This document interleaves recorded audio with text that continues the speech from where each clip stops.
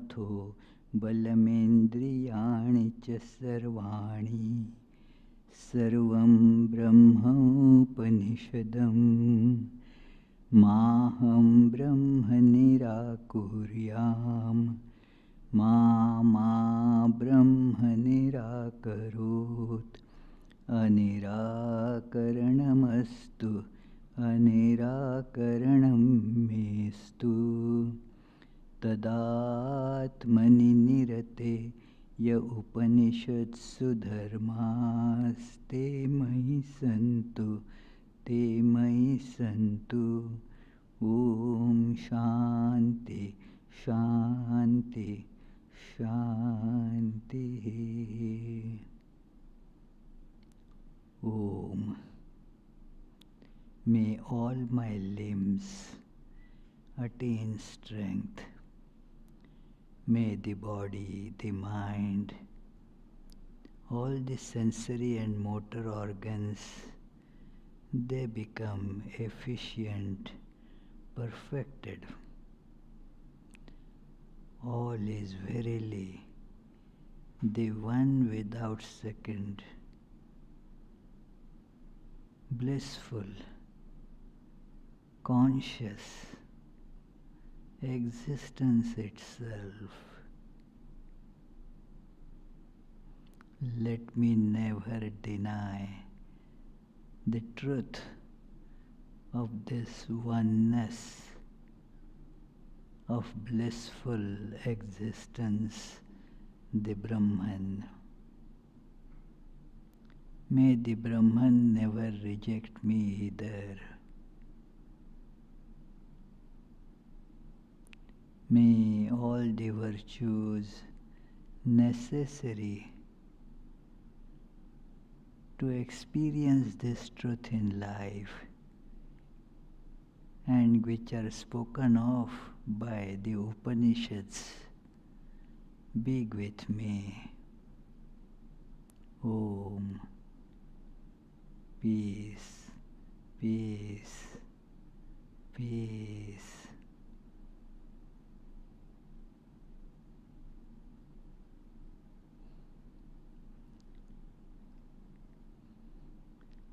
Let us feel our intrinsic oneness mentioned in the mantra that we recited.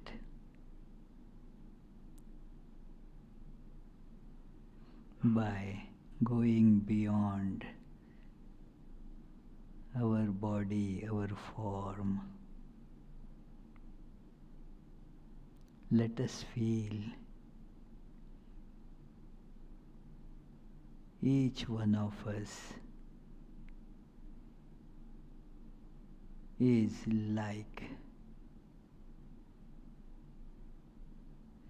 an ice cube in a huge heap of ice cubes.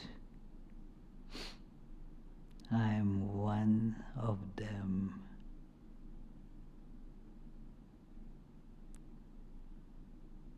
I am identifying with the shape.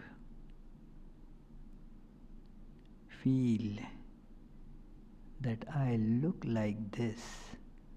I am like this.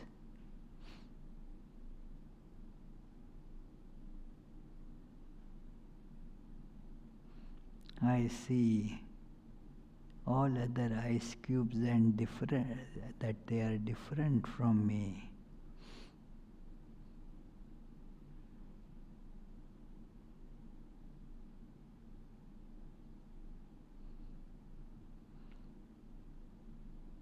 I form relationships with them, call some as my parents, some as my children, some as siblings, some are spouses, some are friends, some are colleagues, many are enemies.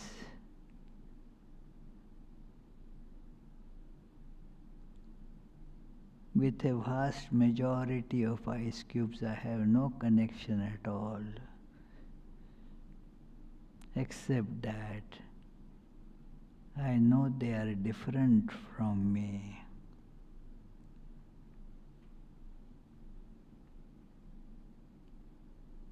But think of the warm weather setting in.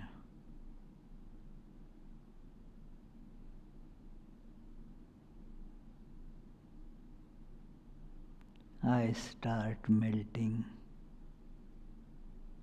My shape changes. All other shapes also change.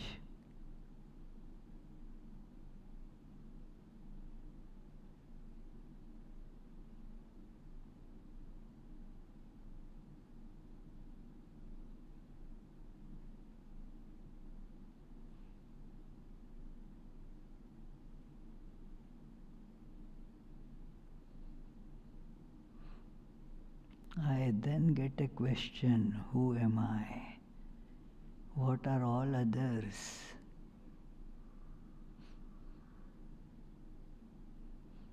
As the melting process continues,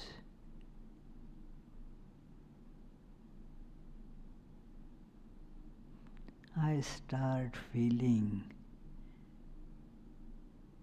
oneness with all.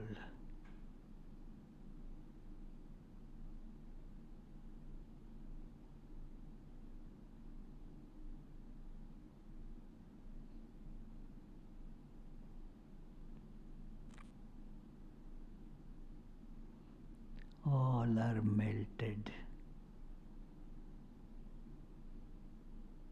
There is no I left anymore. It never was. It was only in ignorance.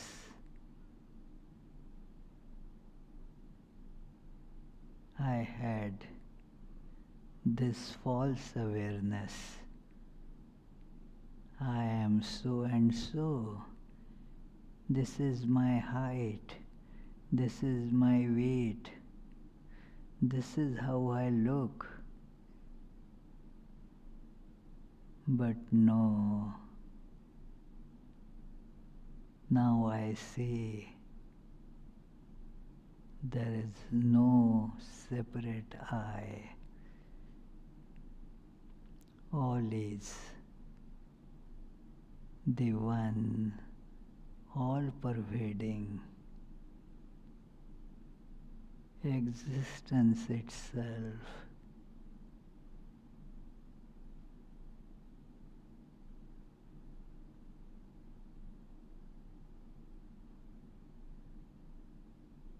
With this, all desires vanish.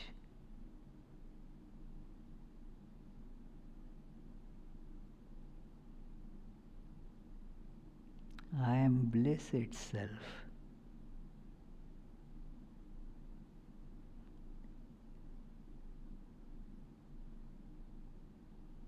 I have no birth or death. I am eternally present.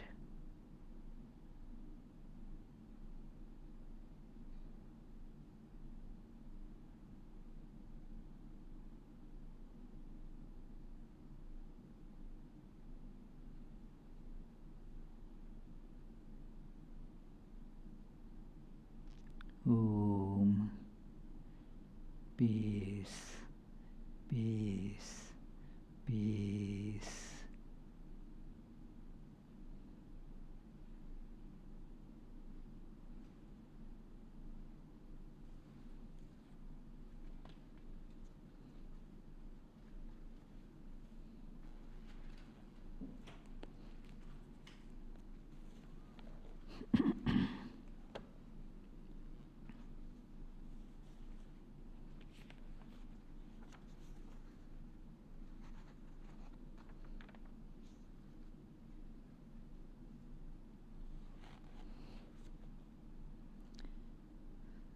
So, dear friends, Let us begin this 148th class of this wonderful, very illuminating treatise, the Bhagavatam, which brings all the essential truths of the Upanishads through very enchanting, entertaining stories.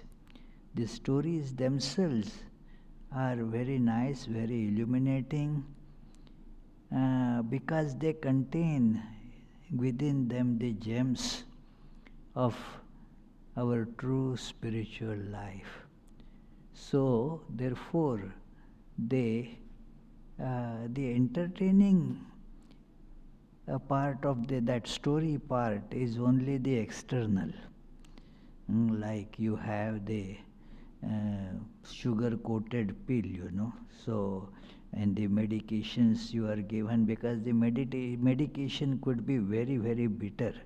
And so, to make you take it, you are given it sugar-coated or in a capsule so that you don't feel that bitterness. So, these stories are like that. When inserted through these stories, we take them. Otherwise, just as philosophy, we resist reading those. It becomes too, what is the common word for that is boring. It becomes so boring to read those pages because they seem very heavy. No, I am not interested in that. But when it is given as stories, people become interested to listen to this story. Now this story falls off, but the internal truth, the truth that is there, illuminating our spiritual life, that stays back and makes a change in our life. So this is the greatness of these stories. So let us begin with our regular chant. Please chant as loudly as you can. Janmadhyasya yatonvayaditarat chartheshvabhijñasvarat tene brahmhridaya adikavaye muhyanti yat surayah tejo varimridam yatha vinimayo yatra trisargo mrisha dhamna svena sada nirastakuhakam satyam param dhimahi.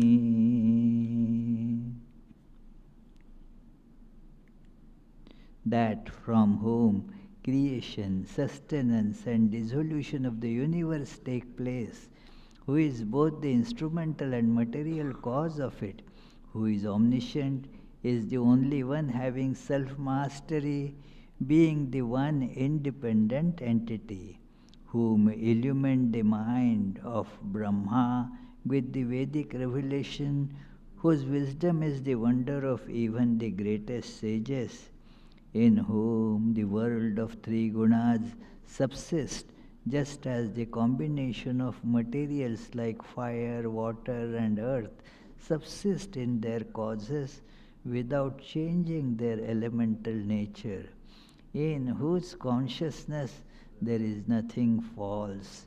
On that truth supreme we meditate. So this is to identify the unchanging reality in the midst of all the changing appearances. That unchanging reality, that is core of our being. It is unchanging, and unchanging here is a very comprehensive word. It changes not in space and time. And so it was all the time there and it is everywhere. It is not different here and there. It covers the whole existence. It is same everywhere. It does not change. The appearances change, but it does not change. So we have to learn to separate, the appearance that changes and the truth that does not change.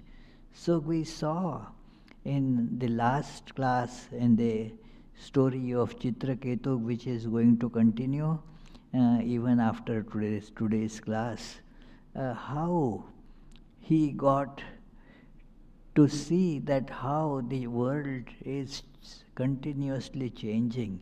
World is just a name of change, and to try to hold on to it means try to hold on to that which is not real, and thus no wonder that we get frustrated in this world. It is quite natural. How can you catch that which does not exist at all? So that is how Chitraketu, this king, understood. And then he practiced spiritual disciplines according to the advice and the mantra given by sage Narada, and thus got the vision of Lord, the Adishesha or Sankarshana, that which is the unchanging residue of this whole universe. That is the meaning of this Shesh, that it remains. That is a meaning of this Sanskrit word Shesh. The universe goes away, comes and goes. Like what we were meditating, the ice cubes. And they get formed and they dissolve, and that's it. But the substance, that is actually the substance of every ice cube, that substance remains throughout. So it doesn't get affected by changes in the shape. So this is how we have to understand our own personality also. This truth that is expressed as a teaching as if it is outside, it needs to be made our own understanding. It must become our awareness, and that will change our life that is glued because of ignorance to the unreal. When it gets changed, it becomes now glued to what is real.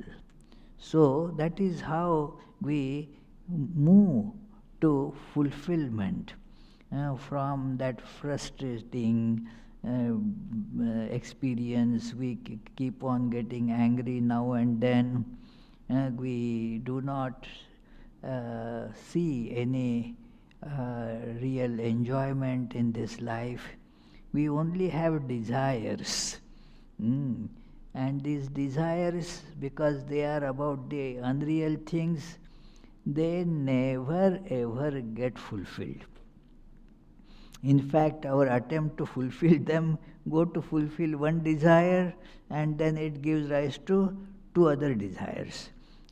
So it is not possible to fulfill the desires here, because as Shankaracharya says in his commentary on Chandogya Upanishad, that vitatha vishaya eva hite, that they are about, vitatha means unreal things.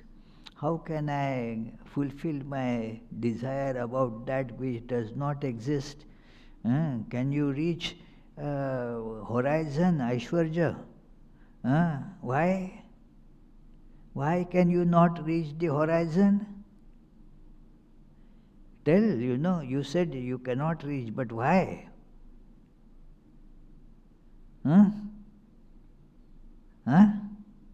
Say loudly. It is too hard. Can you reach there if you put in hard efforts? Why? Because such a thing does not exist at all. It is a visual deception, that's it. There is no such line, that horizon. So how can you reach that which does not exist? So it is not hard, it is impossible. Hmm. There is a difference between difficult and impossible. Difficult things, if you put in enough efforts, you can do that, you can attain that. But those which are impossible, it doesn't depend on how much effort you put in, because they don't exist. It is the climbing on Mount Everest could be hard, but people have done it, and anybody, if you can take up that as a challenge and direct all your efforts, you may be able to do it. Yeah, but it is not possible to catch horizon or drink a glass of the mirage water. You cannot do that because such things don't exist. Hmm. So it is like that. Uh, I remember one boy, now he has grown up much, when he was about 10, 11 years old. He told his mother, if I at all marry, I want to marry that woman who will not keep on telling me what should I do and what should I not do. And the mom said, such a thing doesn't exist. So it is, such a thing does not exist. So, how can you have such a thing, that which does not exist? So, our identity has to be that all-pervading reality, not a particular shape. The particular shapes, they come and go. You were never looking like this when you were 2 months old. The shapes change. My height is so much, my weight is so much, I do this job, I have these qualifications. So these things, they change. But I am divine. And that does not change. That is our true identification. So, that is what the Lord told Chitraketu when he had his vision. After performing, going through lot of these spiritual disciplines, then he sees that Lord giving him the advice, when the soul forgets this truth of identity with me, he becomes subject to birth and death.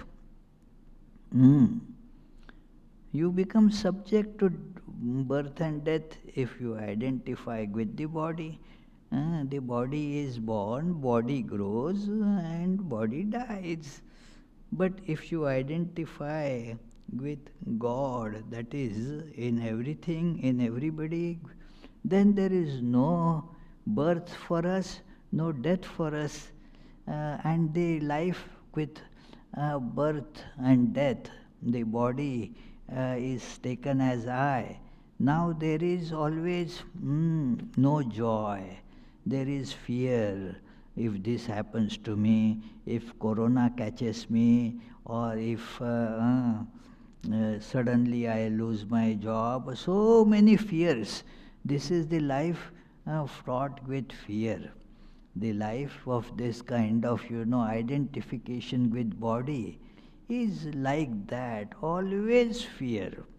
Oh, I love this person, but who knows tomorrow what will happen?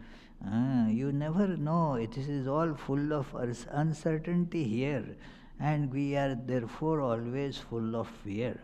So, but knowing identity, our true identity with God, then there is no fear. You have no birth, no death, no change. You are always in perfection and bliss. That is the goal of life. That is what Sri Ramakrishna was never tired of telling, that God realization is the only goal of human life. So, And that is told here, having obtained a human body, if one does not make efforts to achieve this identity, then this great opportunity is just squandered away. With human body, we have this possibility of discernment. We lead a goal-oriented life. We perform purposeful activity, not just the activity like other animals, which is just instinctive response to stimulus. So there is a stimulus and then there is the response. But human beings, they try to see what is the purpose of all this, what is the purpose of life, and then there they will be able to see this as purpose of life, and then we have to put in all efforts to achieve this. Otherwise this life is lost, and we won't get all the animal pleasures either, because we are not animals. So we don't get. Swami Vivekananda points out that which human being can eat with the gusto of a dog? No, we cannot. We are not like that. We do not get the pleasures, other pleasures also, because there is always this prick of conscience. What did I get out of it?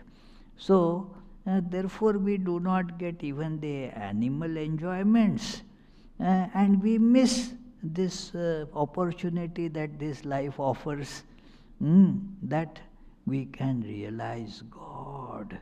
Kenopanishad says, a very beautiful verse there, after telling the philosophy a bit, the sages tell the disciple, Iha chedavedit atha satyamasti na chediha vedin mahati vinashti.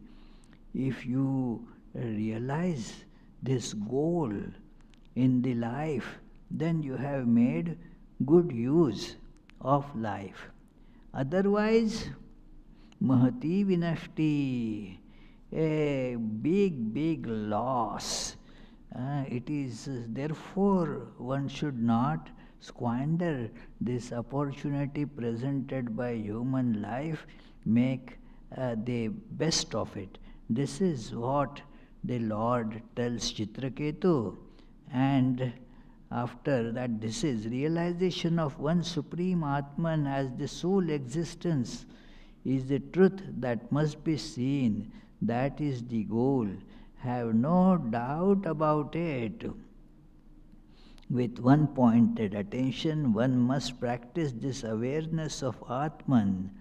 The dross of mind will get cleansed by it, and you will experience the unifying bhakti. That is how the Lord told Chitraketu. And this part we saw in our last class. Now, saying these words, Lord Sankarshana, he departs.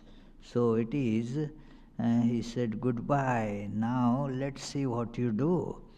So, and what then Chitraketu did? Chitraketu just looked at that.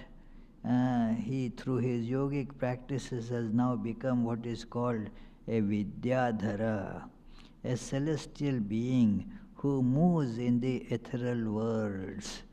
There are in many these Indian lores, there is the description of this Vidyadhara.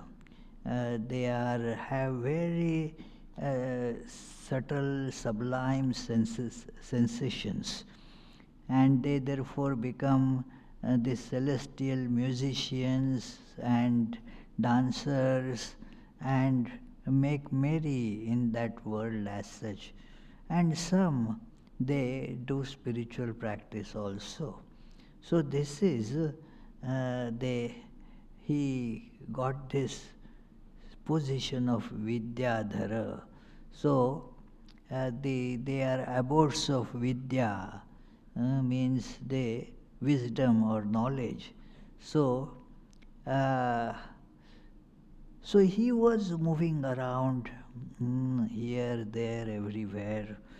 And then there were so many women with him. He went in the same direction in which he saw the Lord fading away. He roamed for hundreds of millions of years in the wish-yielding valleys of the Meru mountain, making his Vidyadhara women sing praises of God. Because he had become a devotee, so he made everybody, instead of singing other types of music, he made all of them sing the glories of God. So it is, and as he was moving like that, एकदास विमानेन विष्णुदत्तेन भास्वता गिरिशं ददृशे गच्छन् परितं सिद्धचारणैः. Once in this, what happened was that they, in an aerial vehicle presented to him by Vishnu, he went to see Parmeshwara. Here in original the word Parmeshwara doesn't appear. This is in the translation. What it means is Lord Shiva. So it is, and what he saw, he didn't like it. What was there that he saw? Actually, it was a great lesson being imparted to him. But he saw Alingyangi kritam devim bahuna munisansadi. He saw that he and Parvati, they had remained, they were seated there in the midst of so many these mendicants and sages. They were all seated there, and Shiva and Parvati was seated, holding to Shiva sitting on his lap, and Shiva was also holding her. And naturally he didn't feel that this is a right action. That what is this? This is a kind of, this is a promiscuous behavior here. So he vehemently criticized this behavior on their part. Now he is not able to see the lack of body consciousness on the part of Shiva or Parvati there. This is a very mystic expression that in many scriptures you see this, that Shivayoho Samarupino, that Jnaneshwar Maharaj, a great Marathi saint, describes in the beginning of his short treatise, Amritanubhava, that, well, this is, he says they are the two Shivas actually. Shivayoho Samarupino. So they are actually one and the same. And this is a depiction, an iconographic depiction of Shiva and Parvati is that. It is not two figures at all, it is one appearing in two different states. As Sri Ramakrishna used to describe it as, look, the fire and its burning power, they are identical. They are not different at all. So this one without second reality and its manifold expressions, they are not different. without any change. Here there is this very important philosophical point to consider, that the reality being unchanging. Even though you see this whole panorama of names and forms with infinite variety, no change has actually happened there in the reality. So, this is just an appearance of that reality. So, to artistically present this, as the sages saw it, it is shown that Shiva and Parvati, they are one, appearances are different. Parvati is the Shakti, Shiva and Shakti. Shakti, it is the very, very potent word. What does it signify there? Because we get this question often because of our so-called logical mind, that how the one became many. We get these questions, how it became many, who did it, when did it happen, and there is no answer to this because actually it never happened. So how can you describe? It is in Vedanta they give this analogy that where there is a rope lying, if you see snake there, can you answer this question? When did this rope become snake? What time? It is, and what was the procedure of the rope becoming snake? Can you explain it step by step? It never became like that. How can you answer that question? It doesn't become like that. So, to satisfy this curiosity of people, another principle is told: Shiva and Shakti, Brahma and Shakti. That God, one, and appears in many forms. So, being, it is called Shakti, power, because for change you have to apply some force, and that is, as you know, Newton's laws of motion, that otherwise things do not change. So to bring about a change, you have to put some power there. So it is this power makes this one appear as many. But this power is intrinsic to reality. It is ever present. It is not that it is a quality which is present sometimes and not present sometimes. In this Brahma Sutras, the aphorisms about Brahman or Vedanta, this idea is presented in the second aphorism, where the definition of Brahman is given, as it were. What is Brahman? Janmadyasya yataha, means from what the appearance, growth and dissolution of this universe happen. Its creation, sustenance and dissolution happens, that is Brahman. Now, in the commentary, the great Shankaracharya says there that this should not be understood like these are the qualities of Brahman, like it creates, it sustains and it dissolves. It is the very nature of Brahman to appear like this. You cannot separate the two. Again and again you see Sri Ramakrishna maintaining this idea that Brahma, Shakti, Abhed, they are inseparable.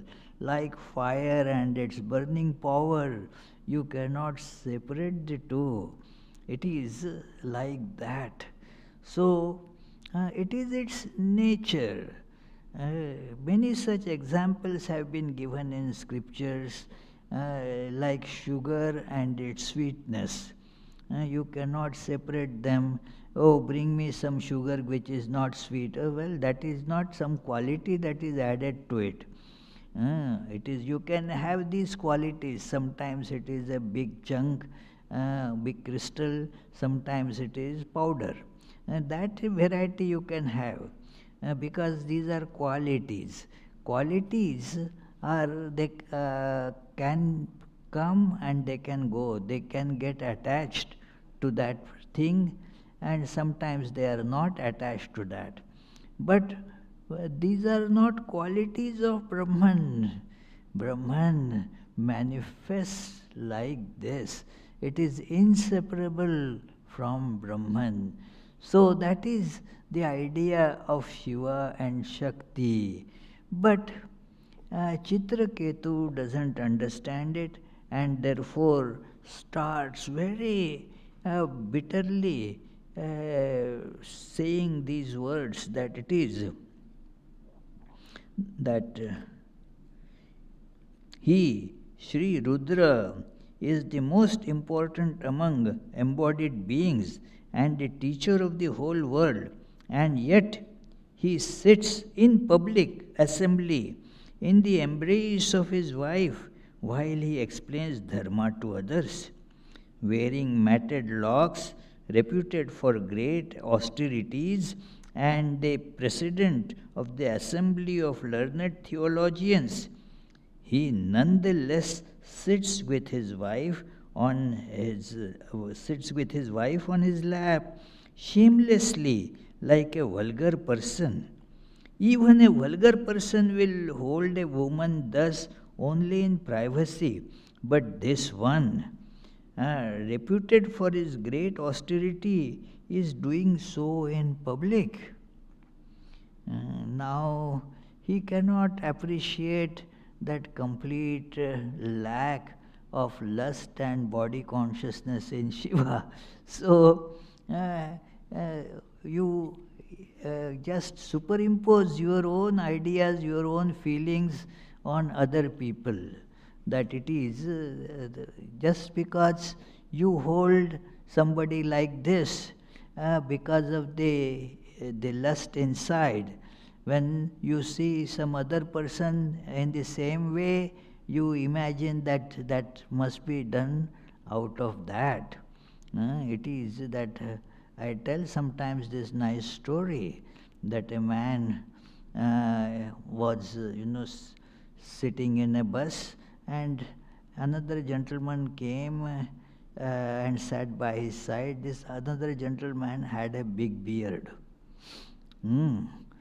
So this first person asked him, "Have you lost your bed sheet?"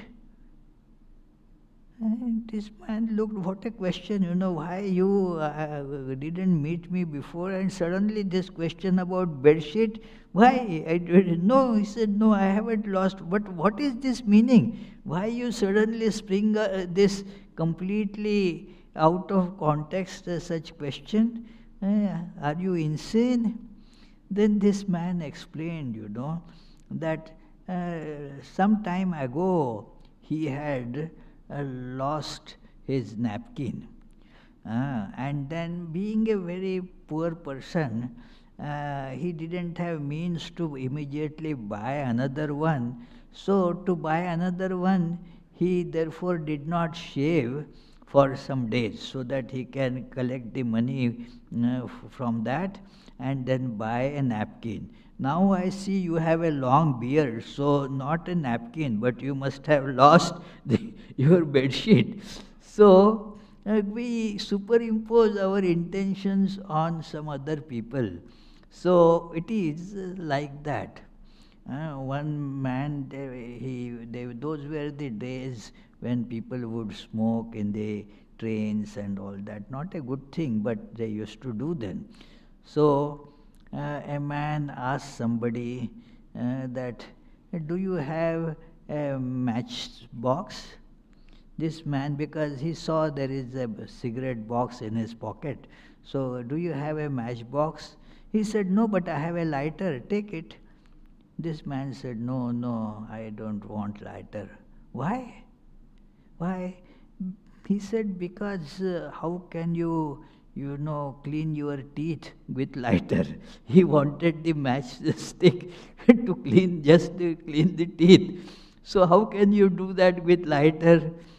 So this is how we superimpose our ideas on somebody else who is doing it with completely different intention, no connection at all. So, Chitraketu kept on saying, Shiva was not paying any attention. He heard all this without any impact. But so Shuka, while describing this incident to King Parikshit, we know that this story, whole story is being told by Shuka to Parikshit. Whole Bhagavatam is being narrated, and then there are these, like in a story, there are sub-stories. So these are all the various sub-stories, subplots. So Shuka says, O king, Lord Rudra, whose mind was deep and unperturbable, only smiled at this a little, but remained silent. The members of the assembly too sat silent, following the example of the Lord. When Chitraketu, ignorant of the Lord Shiva's greatness, uttered these highly unbecoming remarks, Sri Parvati, roused to anger, spoke thus to that impertinent Vidyadhara who insolently prided himself upon his self-control. So, Sri Parvati said, is this man the accredited authority to criticize, restrain and punish shameless and wicked beings like ourselves? He speaks as if he were. Is Brahma, the lotus born, a stranger to dharma? Are Bhrigu, Narada and other offsprings of Brahma ignorant of it? Means they come and salute Shiva. So why would they do? Why this man Chitraketu thinks that he is superior to them? So do not the Kumaras, means Ashwini Kumars, Kapila and Manu, understand its principles? Are they not all honoring Hara, the Shiva, the so-called transgressor of dharma? Who then is this small fry to do so? You look a celestial being and very well versed in many things, and you do not know these simple things, and you consider this with the regular people behavior of the sensate people. So it is, she went on like that, that it is a man so conceited and arrogant does not deserve to go anywhere near the Lord of Vaikuntha.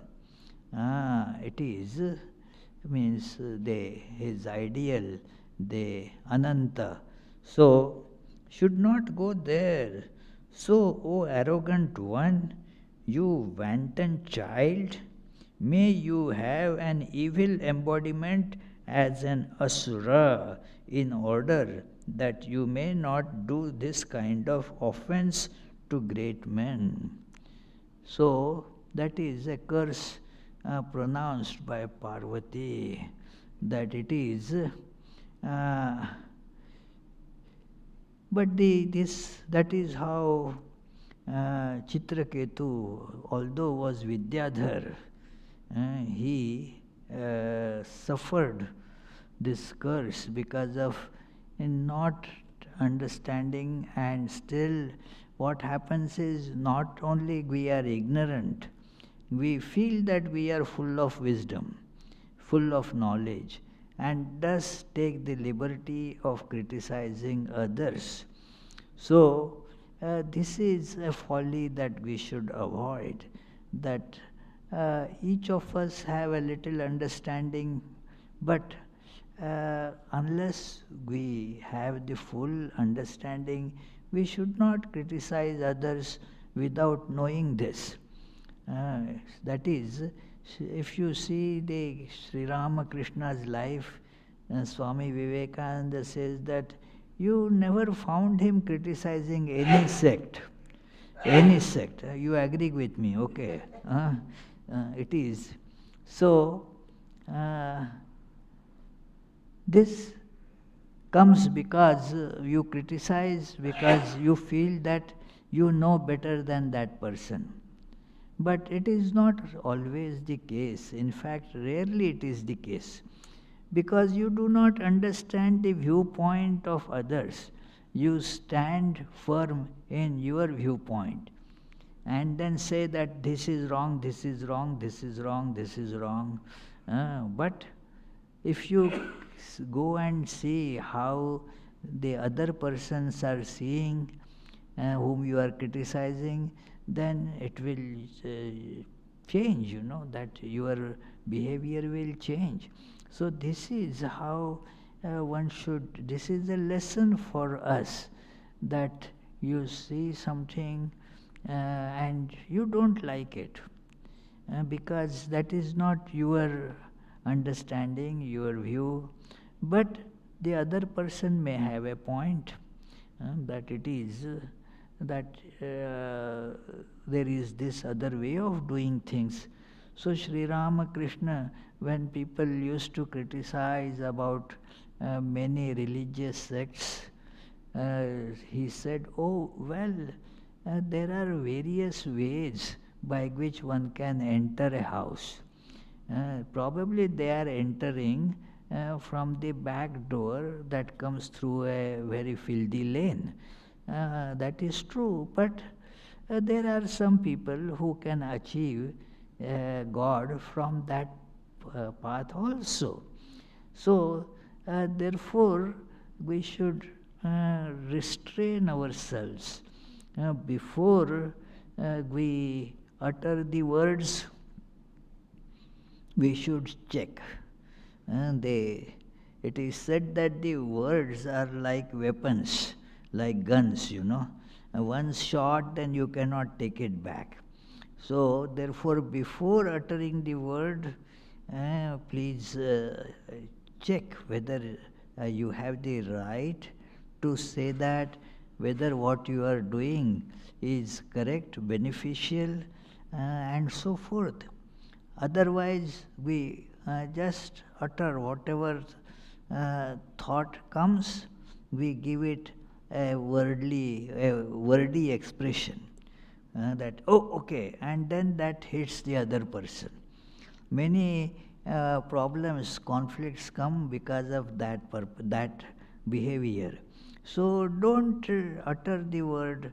Please first see whether you have understood it correctly, and then very conscientiously the word should be uttered.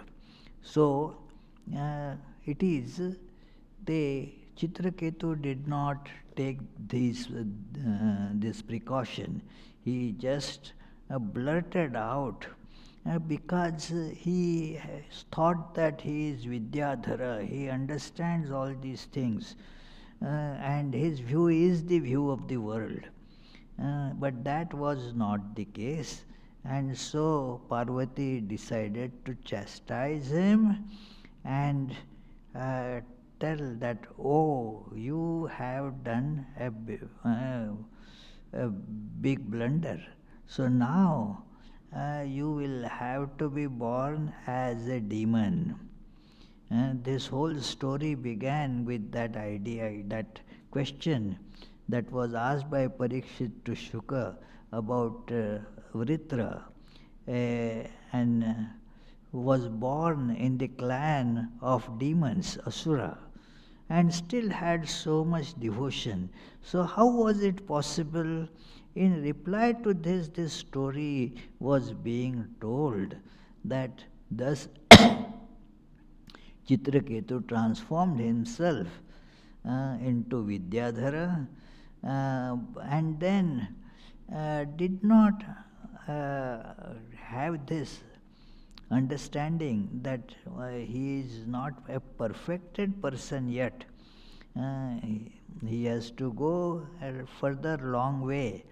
And this happens to us again in Kenopanishad. There is this very illuminating story that these gods like Indra and all, they conquered, they had a big victory over the demons. And then they thought that, wow, it is our victory, rejoice. And they took pride in that and started praising each other. It is. But then God wanted to teach them a lesson, and so he stood there with a very lustrous body shining forth. And then they saw, who is this lustrous being shining in our territory? Where from this fellow came? We have to ask him who you are. So they first told the fire that, oh fire, oh Agni, you go and ask him, who is this intruder, who are you here? And then what happens?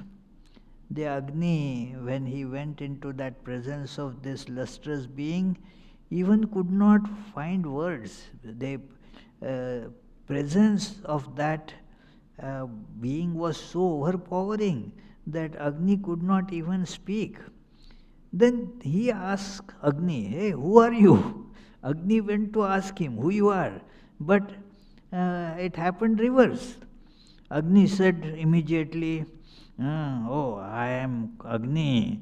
Oh, okay. And he told that he is called Jataveda. His degree also was told, like some people say, I am masters or PhDs. So the degree also was told by Agni. Then, okay, dear, but what is your special skill? What work do you do? He said, oh, what do you mean I can burn the whole universe? Is it so? Wow. And this lustrous being, Yaksha, he put just a small piece of dry hay in front of him. Try, show me how can you burn. I am curious how you burn. And the Agni could not burn it. The one who could burn the whole universe. When powered by the divine, on one's own you cannot do anything. This Vidyadhara forgot this truth and became so egotistic that, I know things, everything, and thus was disciplined by this Parvati. This is one pictorial depiction of one and many. The one appears as many without losing its oneness. So, thus it is, we always have this question in us, is it one or many? It is never answerable, because actually it is one and many. Just depends on how you look at it. It is like a person. When you look at one person, but when you look at its various limbs, that very thing becomes many. And the question is how one looks at it. So, this is how the one and many, this is Shiva and Shakti. So, this Vidyadhara got cursed, and he was born as Vritra, the demon. This story goes like that, and it is, Shuka says that when cursed thus, Chitraketu descended from his aerial vehicle and humbly making prostrations to Sri Parvati, tried to pacify her. It is a very beautiful hymn that he utters. So, and then Shiva gives advice to Parvati also on this, that the many has the turbulence, one has no turbulence. So the one keeps the awareness of one, keeps the turbulence calm down. So we shall see that in the next class. And then Chitraketu becomes this Vritra, this demon, but without losing his devotion. So that is the story that will continue. Today the time is up, so we shall take up this story on coming Friday. And let us do this closing chant, and after that, if you have any questions, please feel free to ask. निगमकल्पतरोर्गलितं फलं शुकमुखादमृतद्रवसंयुतं पिबत भागवतं रसमालयं मुहुरहो रसिका भुवि भावुकाः. O devotees, quaff to intoxication this nectar of the fruit of the tree of Vedas, flowing from the mouth of the great sage Shuka and mixed with the ambrosia from his words.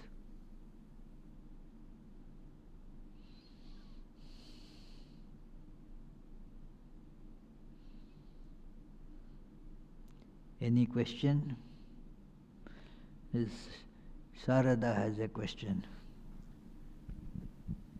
So, God realization is difficult but not impossible for us. You know, we understand that to be the case. Obviously, in the case of Shuka, he does, Chitraketu, he does all these austerities and ascends through levels, and he's still not perfected even with that great understanding. So my question is, if it's that difficult for the best of us to find that God realization, people in the world who, may be taken with madness or various, sort of, maybe have brain damage, any sort of thing that is preventing, people from being on the base level of understanding, is there any possibility of God realization for those less fortunate people, or is it just sort of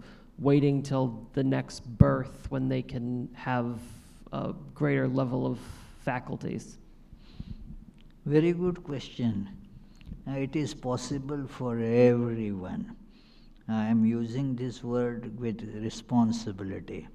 Possible for everyone, provided they change the direction of their life. It is, and if they could not do it, could not change the direction of our life, they will have to wait. It will happen today or tomorrow. It is sure to happen because that is our nature, That is the truth. That therefore I began today's class telling that it never changes.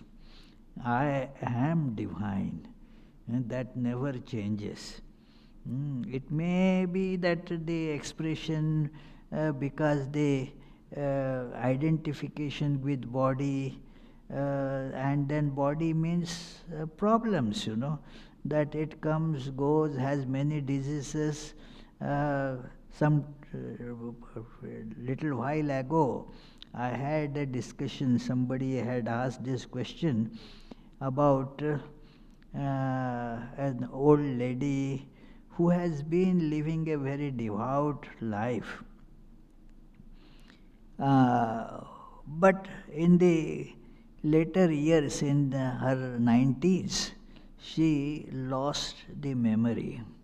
It happens, that memory, I also feel my memory is going away. It is, so she lost memory.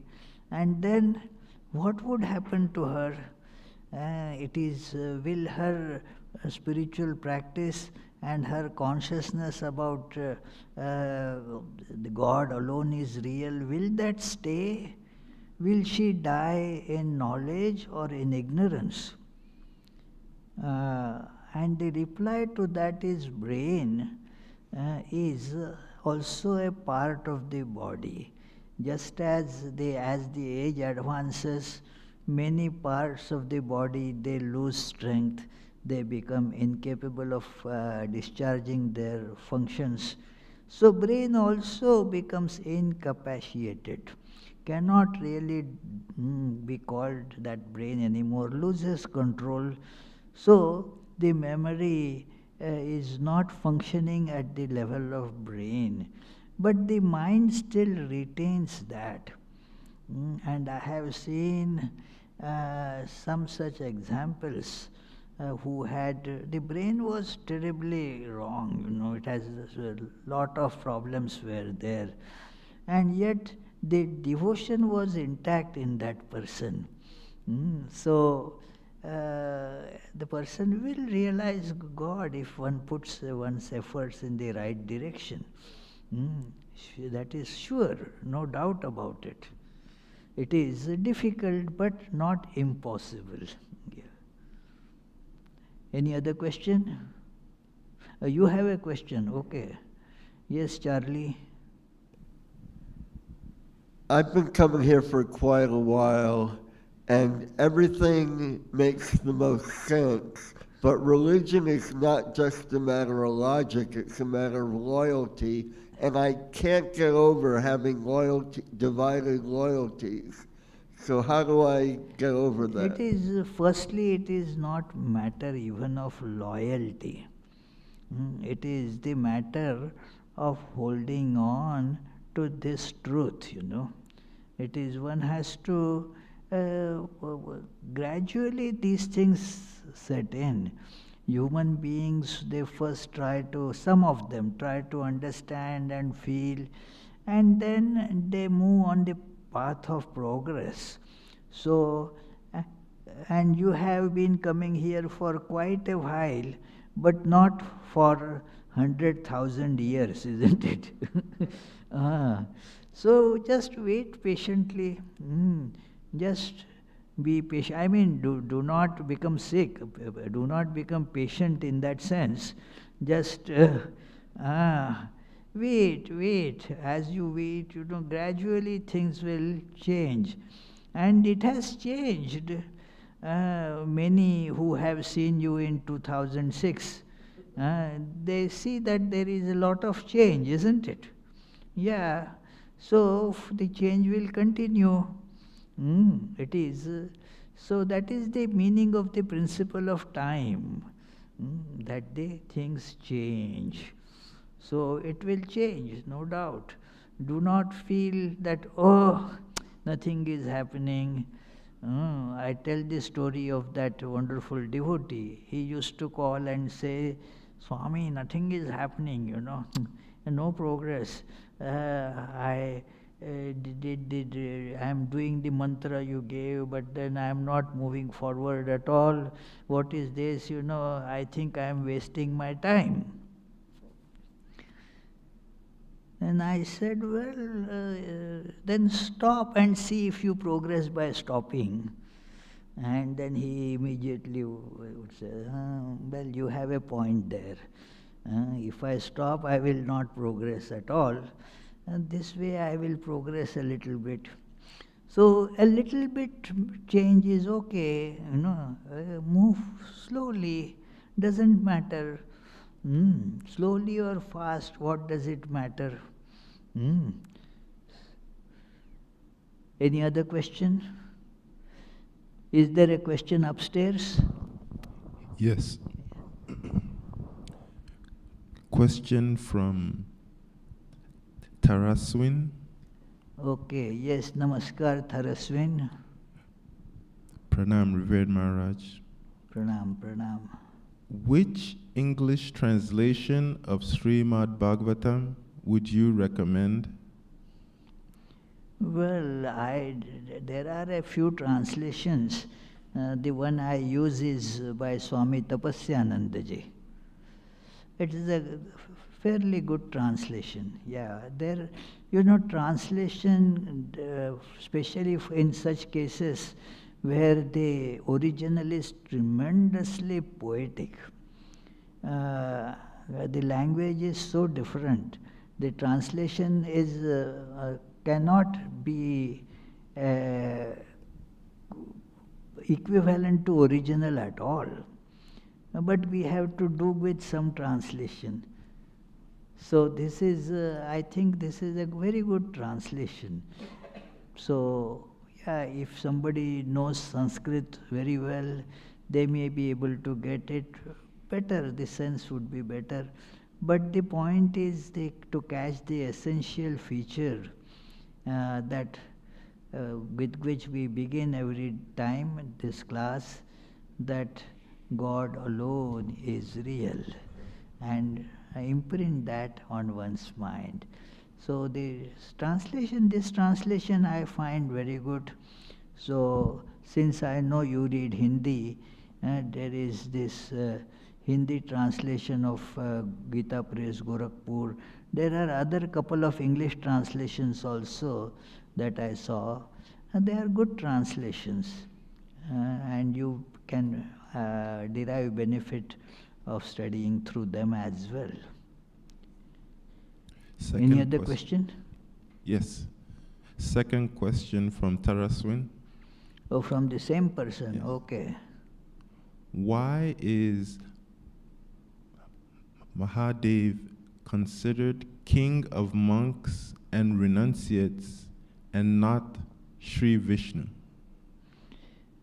Well, that is the how, although God is one, the various forms in which God is worshipped, there are certain specialities, and that is depicted in their appearance also.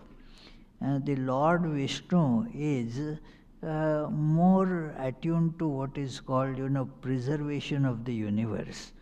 And so, those the householders who want to hold on to this world, they propitiate that more.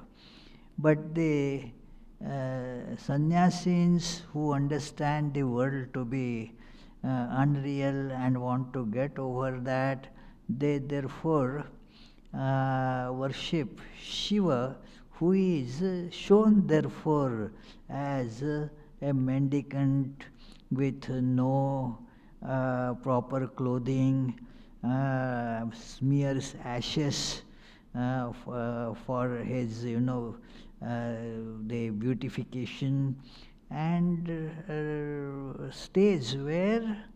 In a cremation ground. There is that very beautiful hymn in Shiva Mahimna Stotra. Smashaneshva krida smarahar pishacha sahachara chita bhasmalepah sragapindrakaroti parikarah amangalyam shilam tava bhavatu namaivam akhilam tathapi smartrinam varada paramam mangalamasi. All your signs are so inauspicious. You have for begging bowl what? The skull of human being. You are, because he is moving only in the cremation grounds, he picks up that skull of that just cremated somebody. The skull is still there. Come on, let me eat from that. What, Jitendra, would you like to eat like that? No. They won't like to eat. He eats from that. And who are the friends? Man is known from the company. Who is his company? All the pishacha, all those ghosts and such creatures, they are your friends. And then you take up for the beautification, what makeup do you put? take the ashes from those burning corpses and apply that. And thus, all your signs are inauspicious, but your intrinsic auspiciousness is so powerful that in spite of these signs, anyone who just remembers your name, tathapi smartrunam parama mangalamasi, you bring them supreme auspiciousness to those who remember you. So that is how for monastics, Shiva is the supreme ideal to go by. But for others also, not just sannyasins, that is the ideal of devotion, and living a life with the one-pointed attention and calmness. So that is the nature of Shiva. Yeah. So let us conclude with the closing chant. Mukunda Madhava Govinda Bol, Keshava Madhava Hari Hari Bol. Mukunda Madhava Govinda Bol, Keshava Madhava Hari Hari Bol. Hari Hari Bol, Hari Hari Bol, Hari Hari Bol, Hari Hari Bol. Krishna Krishna Bol, Krishna Krishna Bol, Krishna Krishna Bol, Krishna Krishna Bol. Mukunda Madhava Govinda Bol, Keshava Madhava Hari Hari Bol, Keshava Madhava Hari Hari Bol. Hari Hari Bol.